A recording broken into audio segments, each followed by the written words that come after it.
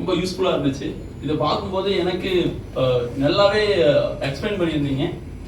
என்னுடைய தாட் என்னன்னா, future machines எப்படி இருக்கும், இனி வரக்கூடிய மிஷின்ஸ் நமக்கு எப்படி கொடுப்பாங்க அப்படிங்கிற மாதிரி தான் இருக்கு. ஒரு மிஷின் மேனுஃபேக்சரர் வந்து இன்பில்ட்டாவே வந்து ஏஐயோட ப்ளஸ் ப்ரிவென்டிவ் மெயின்டெனன்ஸ் எப்போ பண்ணணும் என்ன பண்ணணும் ஃபுல் டீட்டெயிலாக தான் மிஷின் ஃபியூச்சரில் வரும் அப்படிங்கிற ஒரு பெரிய கான்ஃபிடென்ட் இருக்குது இது பார்க்கும்போது.